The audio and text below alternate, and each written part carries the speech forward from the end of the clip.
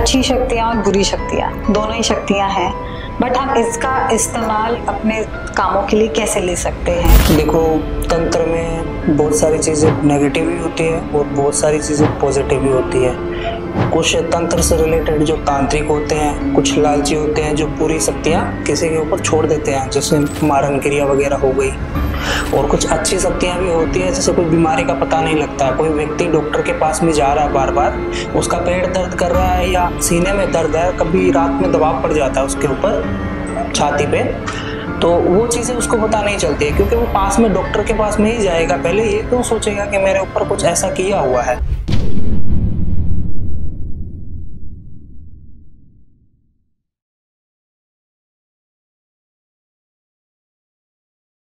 Hello दोस्तों, welcome to TVT podcast. आज हमारे साथ में कृष्ण कुमार जी हैं, जो कि तांत्रिक है, अघोरी हैं और साधक भी हैं।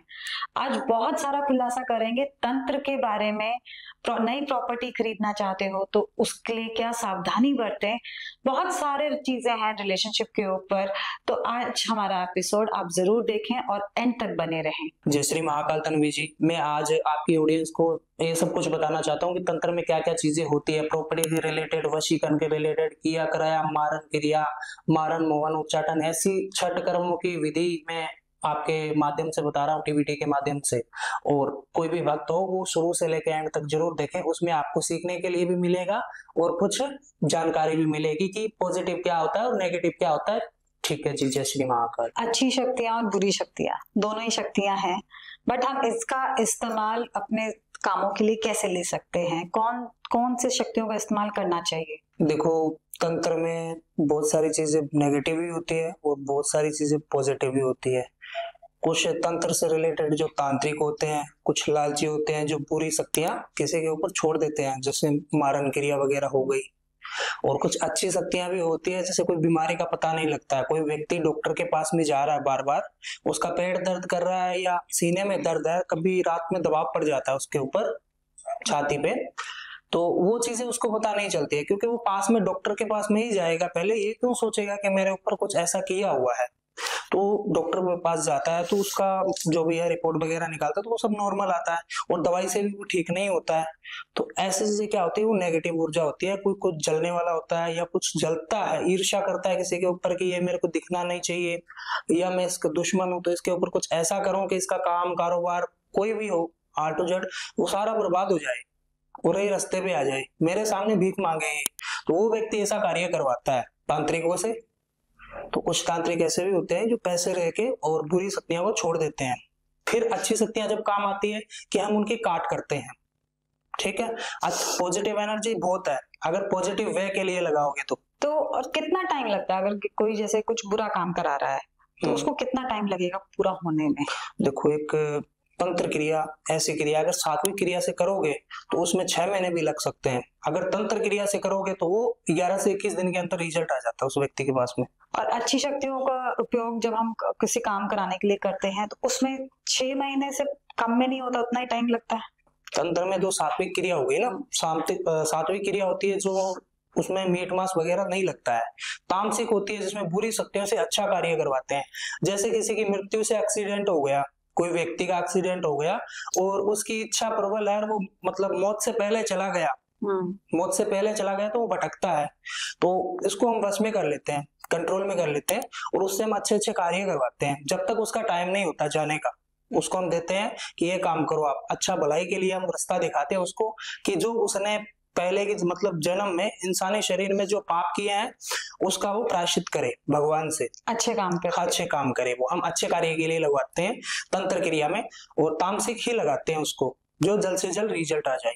बहुत सारी जगह पे देखा गया है काली माता को बहुत मानते हैं, तो काली माता का जो साधना करते हैं या उनसे क्या अच्छा काम के लिए होता है या बुरे काम के लिए करते हैं। बिल्कुल, देखो काली माता की साधना और नवरात्रों में पूजा भी होती है। जैसे शेरा वाली माता है तो घर में सभी व्यक्ति मानते हैं, और कुछ व्यक्ति ऐसे होते हैं वो 10 रात्रि करते हैं। हम 10 रात्रि करते हैं, काली माता को 10वें दिन भोग लगाते हैं। तो अगर कोई काली माता की पूजा कर रहा है तो उसको उस हिसाब से ही चलना पड़ेगा, तंत्र वे में ही चलना पड़ेगा। उसमें ये जरूरी नहीं होता है कि वो व्यक्ति बलि ही दे, बलि हर प्रकार की लगती है, नींबू की भी लगती है, पैठे की भी लगती है और रक्त की भी लगती है। तो काली माता की तो आवश्यक है, ये चीज है नवरात्रि में। और पॉजिटिव एनर्जी है, वो कोई नेगेटिव एनर्जी नहीं है, वो एक शक्ति है। अभी आपने बलि का जिक्र किया, बट ये तो एनिमल एक्ट के अकॉर्डिंग गलत है और बलि देनी भी नहीं चाहिए। किसी जानवर को तकलीफ देके कौन सा कार्य सिद्ध होता है? देखो, आपकी भी बात सही है, किसी जानवर की बलि नहीं देनी चाहिए, पर माता कामाख्या का मंदिर है, वहां पे सुबह, दोपहर और शाम को बलि लगती है। ये प्रथा है, आज से नहीं आ रही, शुरू से है। हाँ, मैं भी इसके खिलाफ हूँ कि नहीं देनी चाहिए, ठीक है, पर सात्विक भी बलि होती है। जैसे मैंने नींबू की बताई, उससे भी कार्य बनते हैं बहुत लोगों के। अभी मैंने एक काम किया था, दिल्ली का मेरा क्लाइंट आया था, जो से भक्त आया था मेरे पास में, उस भक्त ने मेरे से कार्य करवाया। उसके घर में पितृदोष चल रहा था, और पितृदोष आज का नहीं, पीढ़ियों का था, वो पीढ़ी का था। उसके पिताजी भी मतलब जीरो ही रहे हैं काम करके, मतलब बच्चों छोटे छोटे बच्चे थे, उनको पाला पोस के बड़ा किया, शादी की उनकी, बस एकदम अभी भी मतलब एकदम घर खर्चा चलता है, और बाकी ऐसा कोई इनकम का सोर्स नहीं है उनके पास। तो वो हमारे पास में आया कि मैंने काफी जगह में भटका हूँ, और दिखने लायक कोई हमारे घर में चीज नहीं है, पर जितना भी मैं कमाता हूँ वो चला जाता है। आने का एक जरिया है, जाने के 70 जरिए हैं। कभी कोई बीमार रहता है, कभी कोई बीमार रहता है, और मैं आज से नहीं, काफी टाइम से ही देख रहा हूँ ये चीजें। तो हो क्यों रही है मेरे पास में, ये मेरे साथ में क्यों हो रही है, मेरे घर में क्यों हो रही है ऐसी चीजें? तो मैं खुद विजिट किया उनके घर पे, तो उनके घर में पितृदोष चल रहा था, और पितृदोष 7 पीढ़ी तक चलता है, एक पीढ़ी तक ना 7 पीढ़ी तक। तो मैंने उसका निवारण किया, उसके घर में 11 दिन तक मैंने पूजा की। 11 दिन तक मैं वहीं पे दिल्ली में बैठ के मैंने उनके घर पे पूजा की। वो पितृदोष को मैंने शांत किया, जो पितर थे उनको मैंने मुक्ति का कार्य करवाया। तो आज उनका घर एकदम कुशल मंगल है, सब कुछ उनके पास, पैसा है, शादी भी हो गई है सभी की, और जो वो चाहते हैं, जिस चीज में वो हाथ डालते हैं ना, वो उनको मिल जाती है। पहले सोचना पड़ता था 10 रुपए की चीज के लिए भी, आज वो लाखों रुपए की भी चीज प्राप्त कर लेते हैं। तो पितृदोष एक ऐसी चीज है कि उसको ध्यान से अगर कोई व्यक्ति, उन्होंने तांत्रिकों से भी कार्य करवाया था, उन्होंने बलियां भी दी थी, वो किया, ये किया, तो उसे पितृदोष ज्यादा गुस्सा हो गए। जो पितर होते हैं ना, गुस्सा हो गए। पितर होते हैं एक भगवान का रूप, अगर माने तो हाँ, भगवान का रूप होते हैं, तो वो सहायता भी करते हैं। पितर क्यों बनते हैं, पितर क्यों दुख देते हैं? दुख इसलिए देते हैं कि कोई घर का व्यक्ति चला गया, वो पितर की योनि में है, हम उसको नहीं मान रहे हैं, हमारे साथ खड़ा है, हम उसको मान ही नहीं रहे हैं कि ऐसा तो होता ही नहीं है। बहुत सारे लोगों ने, मैंने सुना है, देखा भी है, सामने खड़ा देखा है मैंने, कि मैं मानता ही नहीं हूँ। मरने के बाद कौन सहायता करता है? और हमारे राजस्थान में तो पितरों को स्थान भी होता है, घर में हम स्थान भी देते हैं कि हमारे पितर है।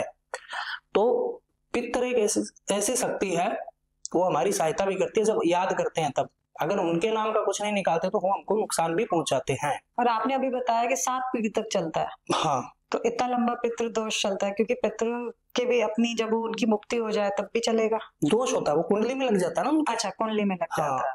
तो रिलेशनशिप भी आजकल जो बनते हैं या टूट जाते हैं, उनमें भी कोई दोष होता है या नेचुरल रहता है? रिलेशनशिप में दोष नहीं होता कई बार, और कई बार दोष भी बन जाता है। दोष इसलिए बन जाता है कि अगर दोनों की व्यक्ति की, मतलब लड़का लड़की कोई भी हो, उनकी कुंडली में अगर मंगल दोष है, मांगलिक है वो, तो उसका प्रभाव पड़ता है। क्योंकि अगर प्यार कर रहे हैं, वो शादी करेंगे, ठीक है, वो शादी के लिए कोई हाँ करता है कि हाँ मेरी फैमिली भी मान गई, उनकी फैमिली भी मान गई, तो जहाँ पे जो मांगलिक दोष है वो अपना प्रभाव डालेगा, शादी उनकी होने नहीं देगा। अगर शादी हो भी जाएगी तो उनको नुकसान हानि पहुंचाएगा, ठीक है।